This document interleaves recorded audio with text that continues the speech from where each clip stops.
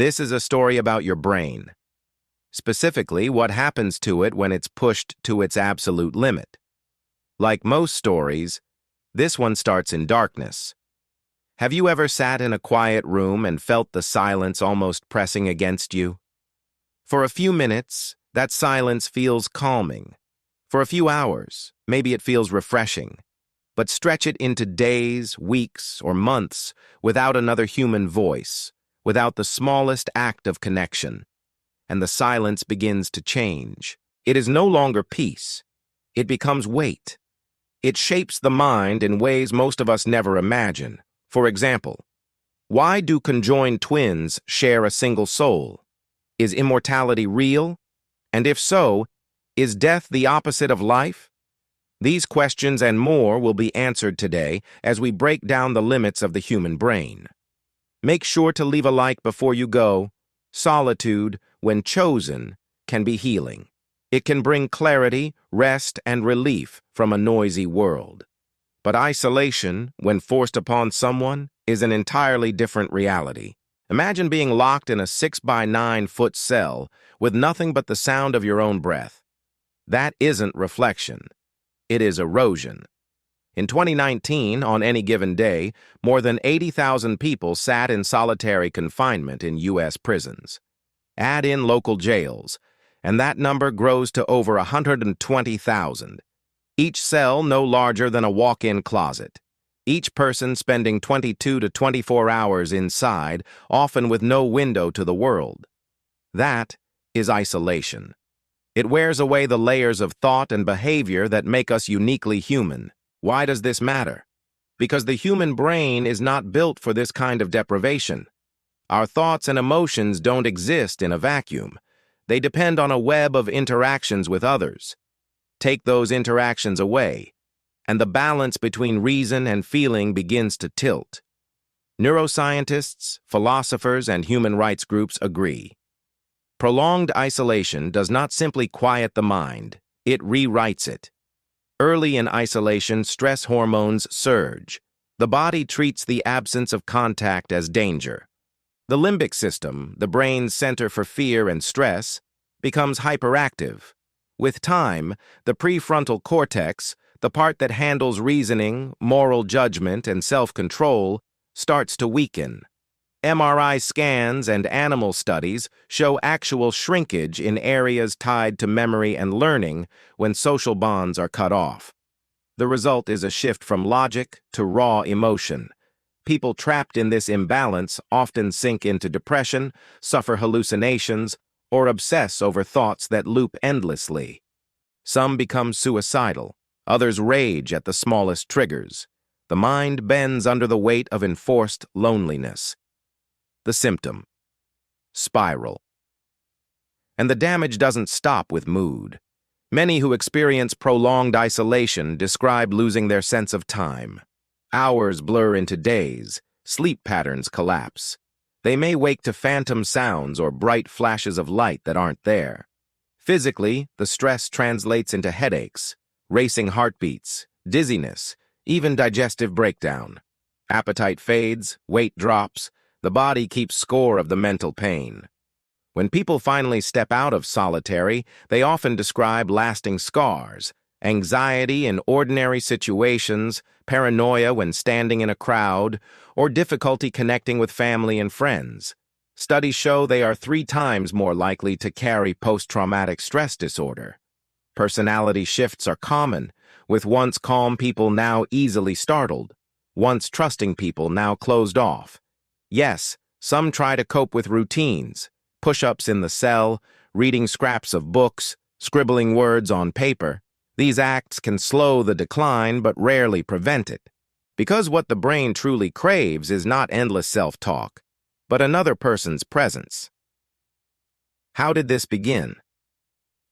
The roots of solitary confinement go back to the late 1700s, when Quaker reformers in the United States believed silence and isolation would lead prisoners to reflection and repentance. That's where the word penitentiary comes from, a place to become penitent. But almost immediately, critics saw the harm. Charles Dickens, after visiting U.S. prisons, called solitary confinement worse than any physical torture. For a time, its use declined. Yet in the 1980s, as prison populations swelled under tough-on-crime policies, solitary confinement surged back.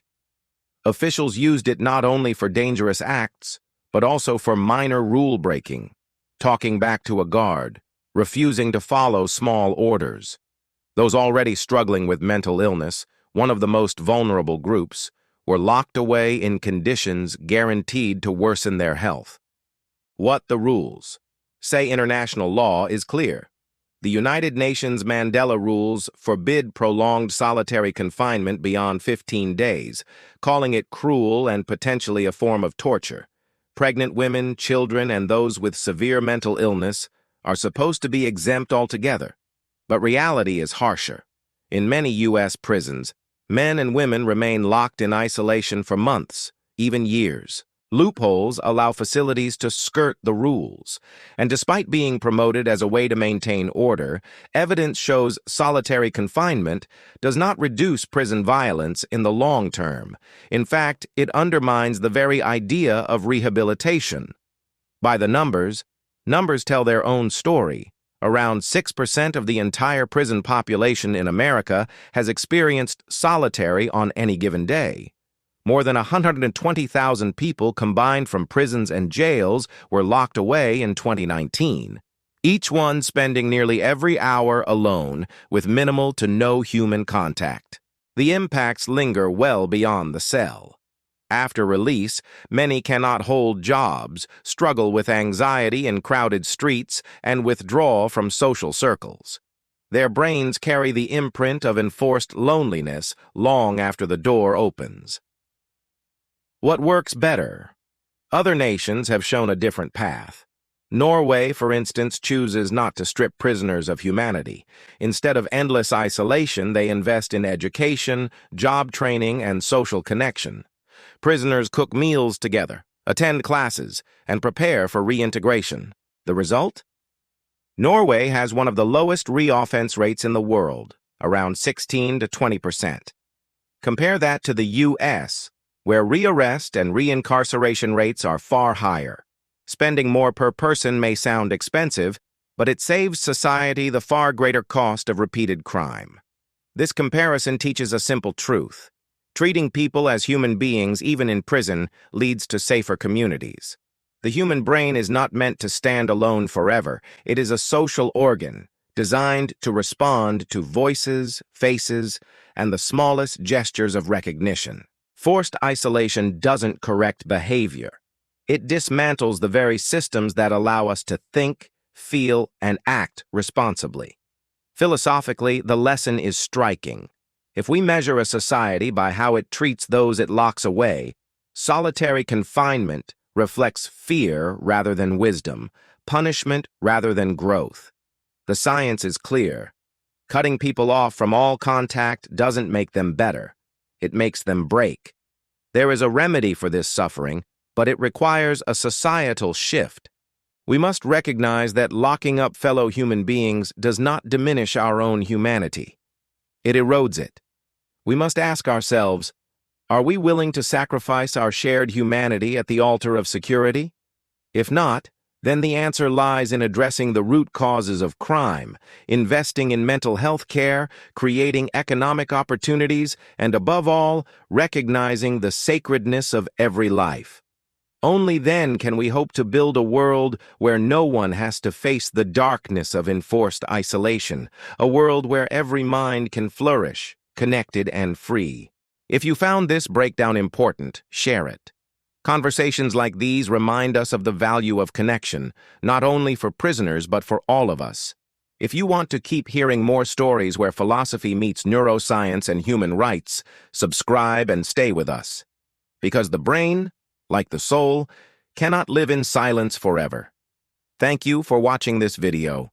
And remember, the greatest ideas are shared, not hidden. So please don't hesitate to send this video to a friend or loved one who might also enjoy it. And if you haven't already, be sure to hit that like button. Your support helps us continue producing engaging and informative videos on a variety of thought-provoking topics. So thanks again for watching, and we'll see you next time.